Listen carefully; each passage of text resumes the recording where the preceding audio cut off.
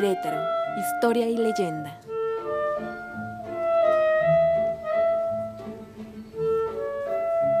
Comenzamos. La leyenda.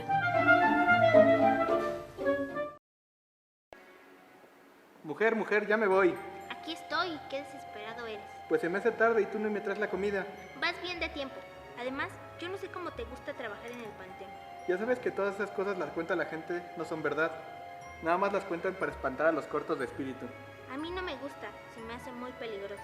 ¿Qué me pueden hacer si todos están muertos? No lo decía por ellos. Toda la gente viva sabe que te quedas tú solo a cuidar ahí, donde nadie se para. Mi papá toda su vida fue panteonero y no le pasó nada. No veo por qué a mí sí. Eres necio como tú solo. Ya vete, ándale, que ahora sí se te va a hacer tarde. Mucho cuidado, nos vemos en la tarde. Está bien pues, nos vemos al ratito. ¿Qué pasó, Simón? ¿Ya listo? Claro, igual ahorita regreso porque nos encargaron traer otra corona de flores. ¿Hay algo nuevo? No, pues nada más me enterraron a don Seferino, pero eso ya se sabía. Bueno, espero que esté tranquilo. Sí, ojalá, ahí de rato. Con cuidado, Roberto.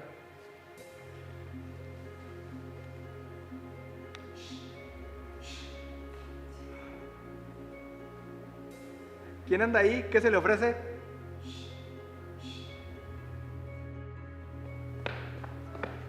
¿Qué tienes? ¿Qué te pasó?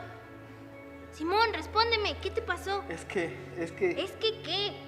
Mañana hablamos, me voy a dormir. Tú no te vas a ir sin... Celia, estoy muy cansado, mañana hablamos, lo prometo. Creí que no te ibas a levantar. Tengo que trabajar. ¿Estás bien? Ayer ya no despertaste para nada. ¿Por qué llegaste así de raro?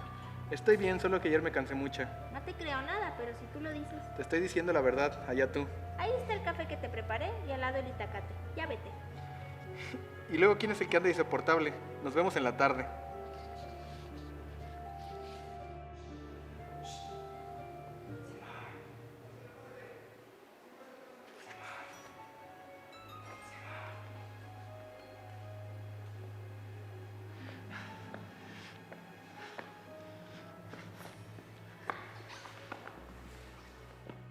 Hola Roberto, buenos días. ¿Qué se te ofrece? Hola, Celia. Oye, ¿no anda por aquí, Simón? ¿Simón? No, desde ayer se fue a trabajar y no regresó. ¿Por qué? Pues es que hoy iban a sepultar a doña Delia y sus familiares me encargaron que ya le tuviera preparados unos arreglos de flores ahí en la tumba y ahorita que fui no estaba abierto. Qué raro. ¿Y si está en casa de su mamá? De allá vengo y dicen que no lo han visto desde hace unos días. Ha de haber agarrado la fiesta, si ya sé cómo es cuando se enoja. Pues ya le pregunté a varios amigos y nadie sabe nada. Se me hace que no es así. ¿Seguro? Luego se va con el mentado Daniel y vacían media cantina. Les digo que ya pregunté y ayer nadie se fue de parranda. A mí esto me huele muy mal. Vamos al panteón otra vez a ver si ya llegó. ¿Ven lo que le digo? Sigue cerrado. Qué raro, él nunca haría algo así. Déjeme saltar la reja, a ver si está allá adentro. Y me abre, por favor. Sí, permítame. Celia, ven, acá está Simón. Ya voy. ¿Cómo está? ¿Qué te dijo el doctor? Nada, que necesitamos esperar. ¿Cómo? ¿No le pueden hacer nada? Ya hicieron todo lo que estaba en sus manos. Solo queda esperar a que salga del coma. Pues ya que le hacemos. ¿Sabes algo de la mano? No, nada. Dice el doctor que fue imposible moverla. Todavía tiene el puño cerrado. Qué raro. Sí. Oye, ¿me podrías hacer un favor? Claro, Celia, dime. ¿Podrías ir a la casa de los papás de Simón para avisarles? Con las prisas ya ni me acordé. Sí, no te preocupes. Tú quédate aquí con Simón por si algo pasa. Gracias. Ahorita nos vemos. Pásale, Roberto. Gracias, no quisiera incomodar, pero en cuanto supe que ya se habían traído a Simón a la casa me vine. No te preocupes. Yo creo que le va a dar mucho gusto verte. Compadre, ¿cómo estás? ¿Qué haces aquí? Ve a recostarte. Ya me siento bien, mujer. Por mucho que te sientas bien, debes descansar. No, hombre. Yo opino lo mismo que Celia. Apenas te recuperaste, ni siquiera sabemos qué enfermedad tienes. Es que no tengo ninguna. Lo que me pasó no fue por culpa de una enfermedad. Ah, caray. Mire, le voy a contar, pero quiero que de aquí no salga. Yo mejor los dejo solos para que puedan hablar bien. ¿Un vasito de agua, Roberto? No, todo bien. Entonces... Mire, es que no quiero que se asuste, pero mientras yo andaba barriendo la entrada del panteón, alguien se me empezó a hablar. Pero si estaba cerrado. Eso es lo raro. Ya después vi una sombra que venía hacia mí sin decir nada, no pude ni correr, y por el miedo que me dio. Sí me imagino. Luego estabas tú solo. El caso es que me quedé ahí sin poder hacer o decir algo. Sentí que no podía. Ni siquiera me salía la voz para gritar. Luego de repente la sombra alzó las manos y me dio esto.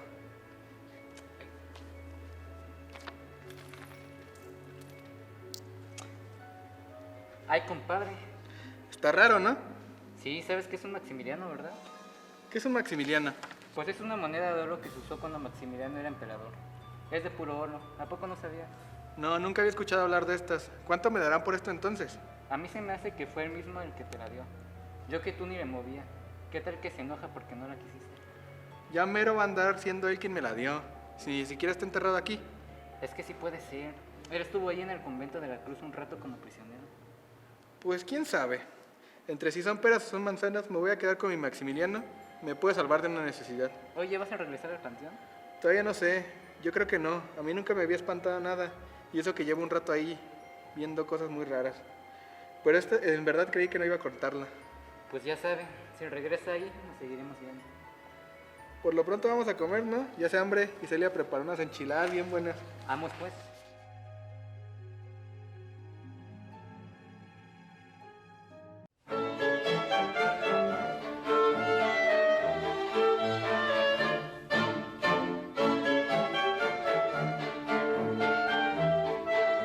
El vecino. Hola, mi nombre es Diego Bravo y lo que yo sé sobre la leyenda de la sombra de Maximiliano es que poco después de que lo capturaron, lo llevaron y lo tuvieron preso en la cruz. Y ahí estuvo hasta el día que lo movieron al Cerro de las Campanas para fusilarlo. Y dicen que el velador el velador ahí de la cruz escuchaba que le daban por su nombre y veía cosas, hasta que un día se le apareció una sombra y le dio algo en la mano y el señor se desmayó y creo que estuvo así unos días, no me acuerdo cuánto, y que por más que intentaron todos no le podían abrir la mano, y finalmente cuando el hombre se despertó tenía una moneda de oro, creo que se llaman los Maximilianos de oro, que tienen la cara de Maximiliano y la tenía en la mano, entonces por eso supieron que era la sombra, supuestamente era de Maximiliano. Y también había oído hablar, bueno, me contó mi abuelo, que a veces decían que se aparecía el fantasma de Maximiliano en la parte donde está el mausoleo del Cerro de las Campanas. Hace como unos 40 años creo que fue, él estaba con un grupo de teatro, él estaba relativamente joven y era medio pachanguero, y se metieron y creo que estaban echando chelas ahí en la zona, y les empezaron a hacer ruido hasta que finalmente se les apareció una sombra y salieron todos corriendo como locos y creo que pasaron corriendo y cruzaron el río y se fueron allá para el Tepe, creo que terminaron todos. Y pues es lo que yo sé sobre la sombra de Maximiliano. Hola, soy Rafael Escamilla y bueno, lo que yo he entendido de la leyenda de Maximiliano es que el velador de la tumba de Maximiliano escuchaba ruidos por la noche provenientes de la tumba, hasta que un día en la noche vio como la sombra de Maximiliano se levantaba de la tumba, pero él se asustó bastante. Entonces, como estaba tan asustado, se desmayó. Y bueno, cuando despertó, el velador tenía en la mano una moneda de oro con la cara de Maximiliano, ¿no? Y eso pues se supone que simboliza pues el legado que Maximiliano había querido dejar a la ciudad de Querétaro, porque pues sí, o sea, se supone que Maximiliano sí quiso mucho a esta ciudad y al país en general. Bueno, es lo que yo sé. Hola, soy Marlene y bueno, lo que yo sé acerca de la leyenda de la sombra de Maximiliano es que en el Templo de la Cruz hubo un tiempo en el cual tenían a Maximiliano antes de llevarlo al Cerro de las Campanas.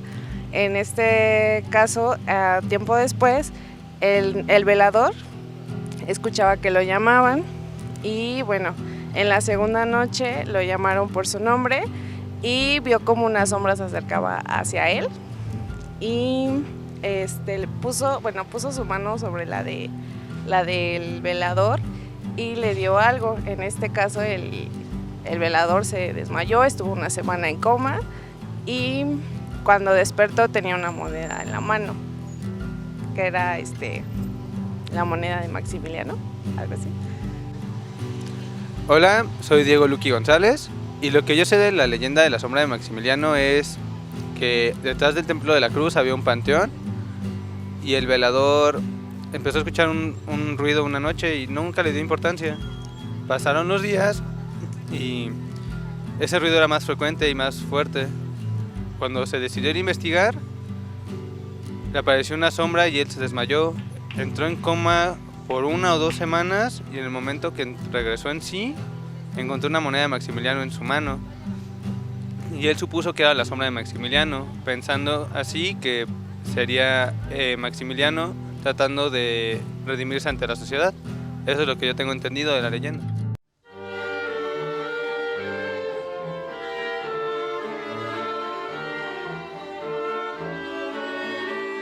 El historiador. Hola, Andrés Garrido del Toral, cronista de la ciudad y del estado de Querétaro. Maximiliano de Habsburgo es una figura emblemática para Querétaro. Más allá de cualquier diferencia ideológica, es una figura muy atractiva para el turismo y para la historia de Querétaro.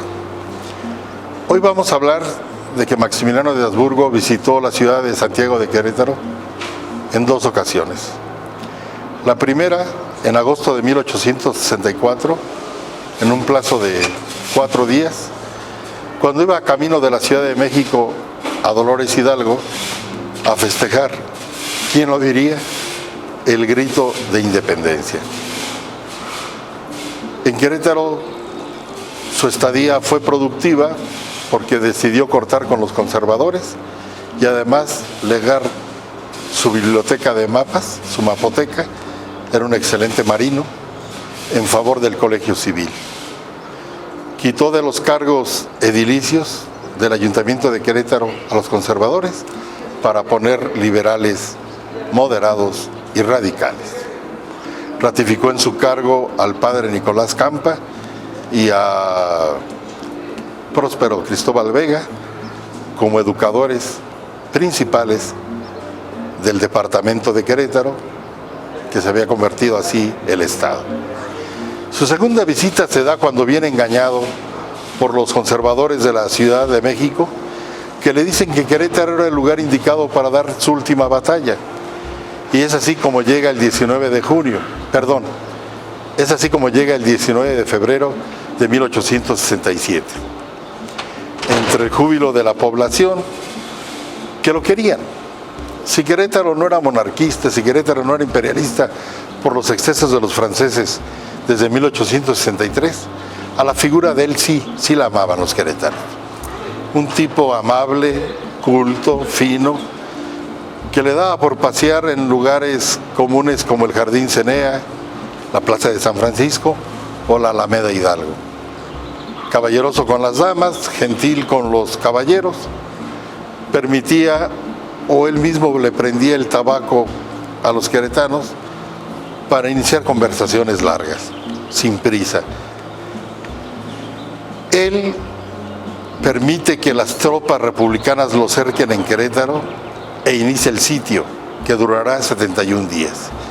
El sitio inicia el 6 de marzo, se cierra completamente el 27 de abril y se rompe hasta el 15 de mayo de 1867, en que es capturado cuando rinde su espada al general Mariano Escobedo en el Cerro de las Campanas. Es hecho preso en La Cruz, que había sido su cuartel general. Después es trasladado a Teresitas el 17 de mayo y su última prisión a partir del 23 de marzo es Capuchinas, de donde saldría para ser fusilado el 19 de junio de 1867 a las 7 de la mañana. Claro que murió en Querétaro, claro que fue fusilado en Querétaro, así lo tenemos en las actas de defunción y en el acta de embalsamamiento que fue hecha por 2 médicos prominentes. Ya al morir Maximiliano, hubo rebatinga por la compra de sus vestidos, los que fueron donados por Carlos María Rubio, el dueño de la fábrica Hércules, para que Maximiliano fuera decentemente a su fusilamiento. Sin embargo, cuenta la conseja que el doctor Vicente Licea, quien le hizo la necropsia, y el embalsamamiento de manera muy mala por falta de elementos químicos, anduvo vendiendo los ropajes a 30,000 pesos inclusive de aquella época. Pues bien, cuenta la leyenda que en el Panteón de la Cruz, terminado de construir en 1683 y convertido en el primer panteón civil de Querétaro en 1857, se empezó a ver la sombra de un hombre alto, barbado, cuando moría el sol y llegaba la noche. Había un panteonero de nombre Fermín, que llevaba desde 1857 enterrando a los muertos de Querétaro. No había cultura de otro tipo más que el enterramiento. Y el lugar para los pobres de Querétaro era el Panteón de la Cruz. Los ricos se enterraban en el Panteón de Santiago, en el Panteón de aquí de San Francisco o en el del Espíritu Santo, donde hoy es el Salesiano. Pero los pobres se enterraban siempre en la Cruz, porque no tenían dinero con qué cubrir el pago. Y don Fermín llegaba al panteón a las 7 de la mañana y se retiraba a las 7 de la noche. Su humilde esposa del barrio de San Gremal, ahí en la Cruz, le llevaba su almuerzo al mediodía y don Fermín trabajaba laboriosamente solo, nadie lo ayudaba. No había presupuesto en el municipio de Querétaro para pagarle a otro trabajador más. Pues es el caso que don Fermín empezó a ser acosado por una sombra al llegar el atardecer. Oía que alguien le decía, "Shh, shh, Fermín", y él pues no veía a nadie, pero ya después empezó a ver una sombra de un hombre alto que superaba en mucho al promedio de los mexicanos, quizás cercano a los 1,90 metros de estatura, y al principio oía la voz de ultratumba. Shh, shh. Ya después, al pasar los días, la sombra empezó a llamarlo por su nombre y ya después le hacía ademanes de que se acercara. Primero fue la curiosidad, después el espanto. Y ya por último, al pasar los días, la sombra traía en su mano diestra una moneda. Era un Maximiliano de oro. Había Maximilianos de oro y Maximilianos de bronce y también de plata. En este caso el viejito pudo identificar que era el Maximiliano de oro. Se le acercó tanto la sombra que don Fermín ya no aguantó el espanto y cayó desmayado. Sus familiares, preocupados porque no llegaba, fueron a buscarlo al panteón y lo encontraron ya con las sombras de la noche completamente desvanecido. Don Fermín no quiso regresar a trabajar nunca más, se enfermó de la impresión y pensaríamos que la sombra dejó de dar lata. Pues no, al ya no tener a don Fermín con él, la sombra empezó a caminar por el Camino Real, que es la calle hoy Ejército Republicano, bajaba la sombra por la actual calle de Venustiano Carranza y no dejó de atosigar a los vecinos del barrio de la Cruz por mucho tiempo.